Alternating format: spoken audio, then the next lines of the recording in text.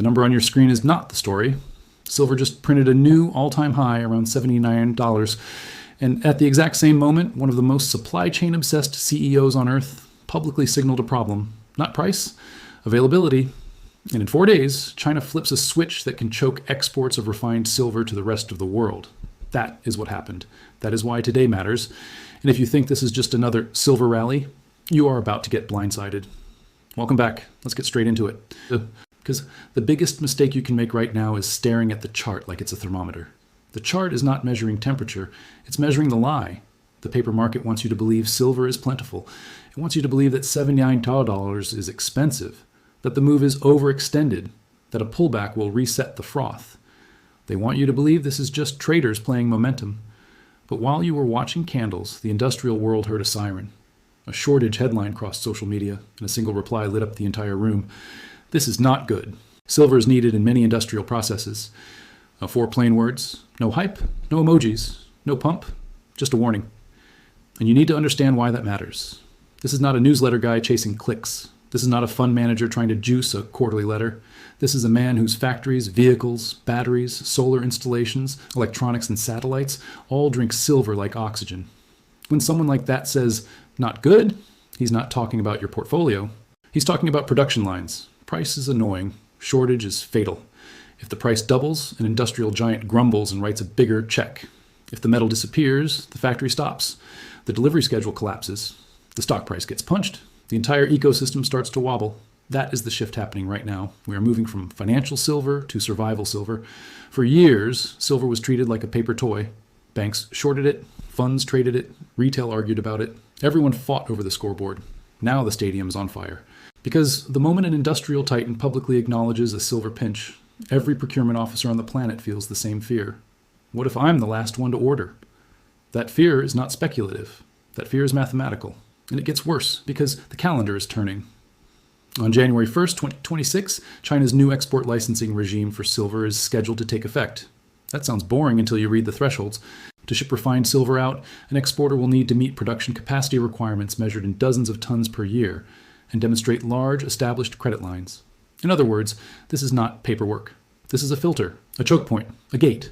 Small and mid-sized trading houses that used to move metal across borders, cut off. Independent brokers that supplied Western buyers, cut off. Private channels that kept the flow smooth, cut off.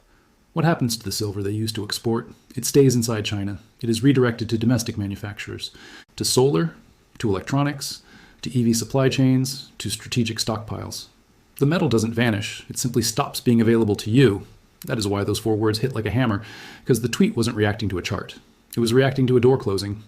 And when a door closes in a deficit market, prices don't trend. Prices jump. Here's the brutal reality the paper market has been hiding under spreadsheets and excuses. For multiple years, the world has been using more silver than it produces. Demand has been climbing. Solar, electrification, data centers, automation, grid upgrades, vehicles, high-frequency electronics. Supply has not kept up.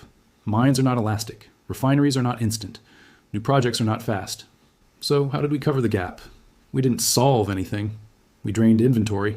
We pulled metal out of vaults. We pulled metal out of stockpiles. We borrowed from the future. That works until it doesn't. And it doesn't at the worst possible time, right as the modern economy becomes more silver intensive, not less. Silver is not a luxury for industry. It's a performance requirement. It is the best electrical conductor among metals. It is exceptionally stable. It is used where failure is expensive. High heat, high current, high reliability, high efficiency. Can you substitute? Sometimes in low-grade applications. But in the parts of the economy that are scaling fastest, high-efficiency PV contacts, precision electronics, high-reliability switches, advanced connectors, physics sets the rules. Physics does not care about your cost savings meeting. So when the biggest industrial users smell a tightening market, they don't wait for a dip. They hoard. And hoarding creates a feedback loop that paper models don't capture. Think about how supply chains actually work. Most manufacturers run lean, just-in-time inventory. Weeks, not months.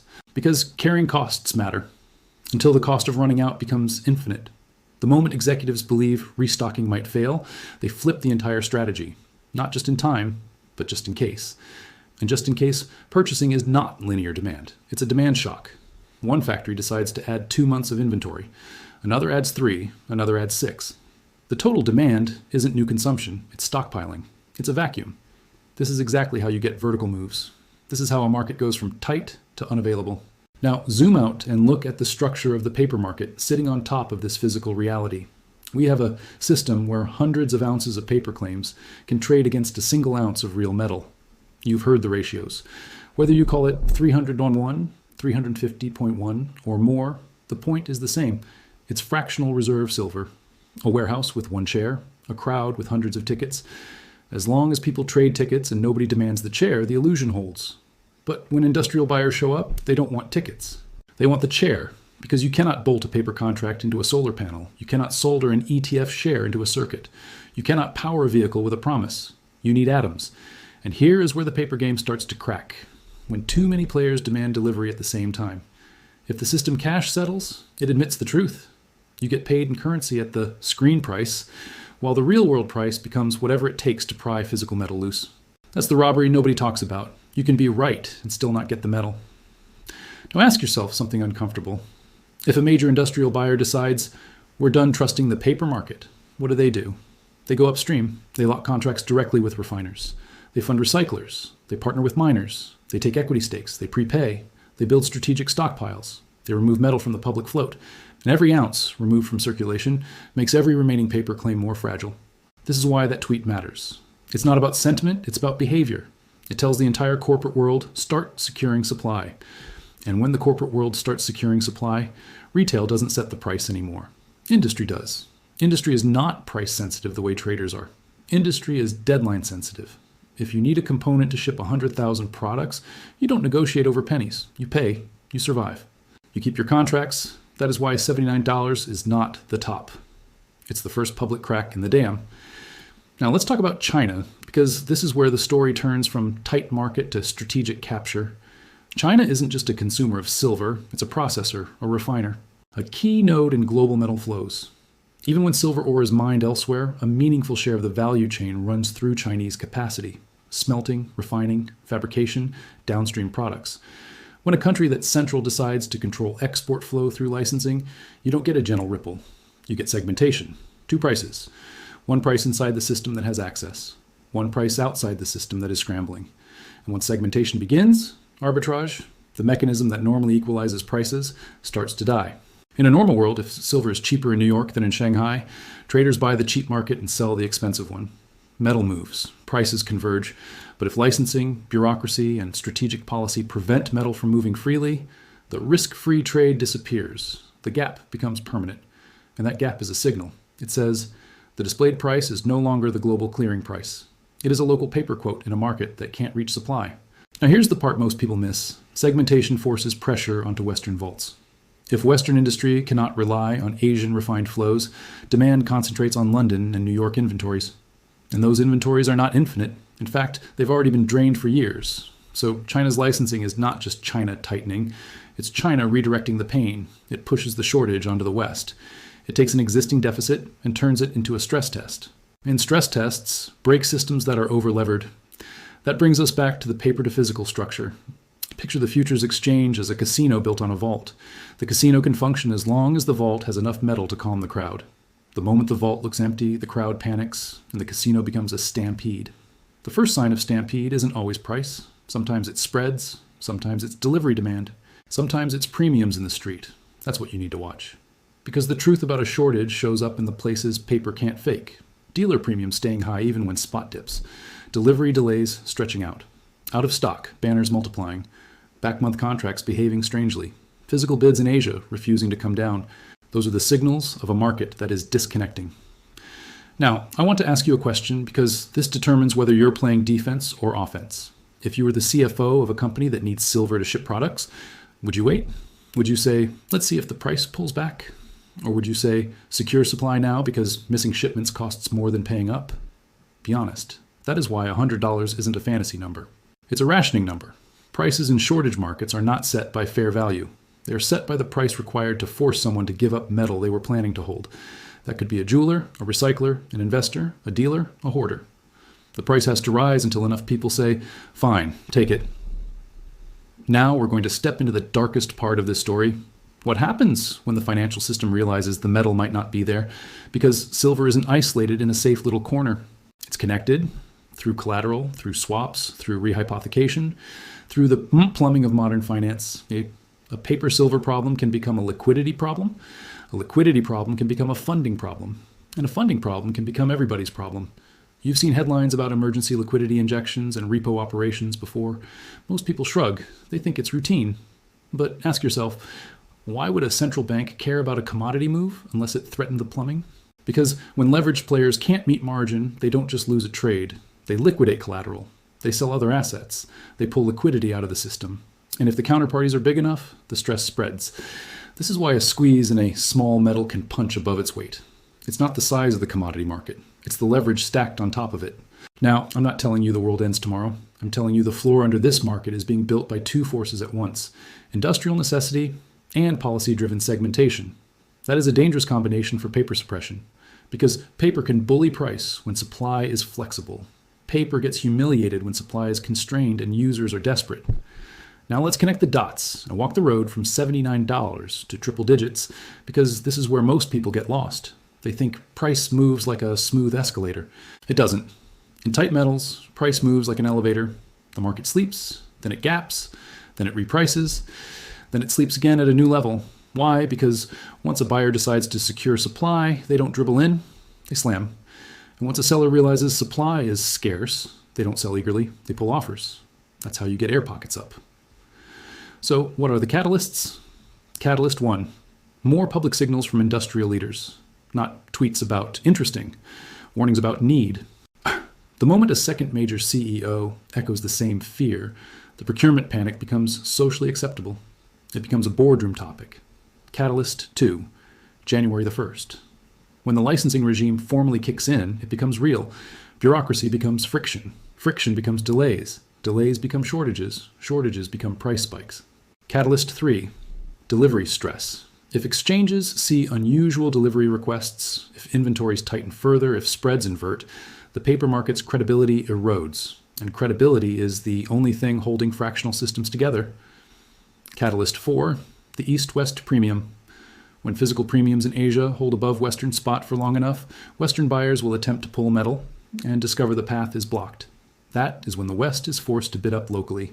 Now, here's the twist. This is where the story becomes viral and why most people will be late. The mainstream will not cover this accurately until the price is already high. They will talk about it only when they can't ignore it. When it hits $90, they will call it speculation. When it hits $100, they will call it a bubble. When it hits $130, they will suddenly discover industrial demand and act like it was obvious. And by the time they're honest, the shelves are empty. That's how this always works. The narrative lags the physics. So your edge, right now, is that you can see the mechanism forming before the headlines catch up. But you have to stay focused, because the system's favorite weapon is volatility. If paper players want to shake you out, they don't argue.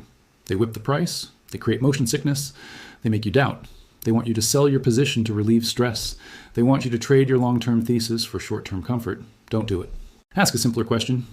Does a $3 dip change the export licensing date? No. Does a $5 smash create new mines? No. Does a scary headline create new refining capacity overnight? No. The fundamentals don't blink. The paper price is a story. The physical flow is reality. And don't let anyone soothe you with the recycling fairy tale. Yes, silver can be recycled, in theory, in PowerPoint. In the real world, silver is scattered, microscopic amounts across billions of devices, plated onto contacts, buried inside parts that are expensive to tear down. Gold gets recycled because it's concentrated. Silver gets tossed because it's dispersed. Even when recycling ramps up, it is slow. The metal that goes into panels and vehicles is locked away for years. Recycling will fix it is not a plan, it's a lullaby. And mining will respond isn't a plan either. Mines don't appear because a chart went vertical. It takes years to discover, permit, finance, build, and ramp.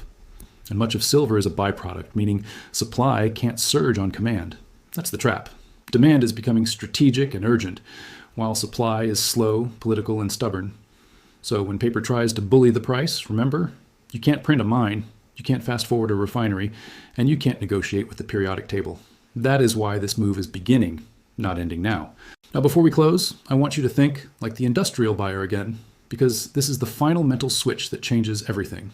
If you're building cars, panels, electronics, robots, servers, and you hear that, supply is in deficit, inventories have been draining, a major processing hub is tightening exports, and a high-profile industrial leader is publicly worried, What do? You don't debate, you execute. You buy time by buying metal. And that creates the exact move everybody says can't happen until it happens. So here's what I want you to watch over the next week. Watch physical premiums, not the screen. Watch delivery times, not the tweets. Watch policy language, not the pundits. Watch how quickly export licensing turns into supply allocation. Because the moment supply becomes allocated, paper silver is finished. Paper can settle in cash. Factories cannot. And when the world chooses factories over paper, the paper market doesn't get to vote. Now, drop your answer in the comments. Do you think the next move comes from another CEO warning, or from January 1st, when the licensing gate snaps shut? And second question, be specific. If you were forced to name a number, what price do you think finally rations? Demand enough to stabilize supply. $100, $150, or higher. If you want the next update, the moment the next catalyst hits, subscribe. Short, simple, and you won't miss the next signal. Because the chart is not the story. The supply chain is.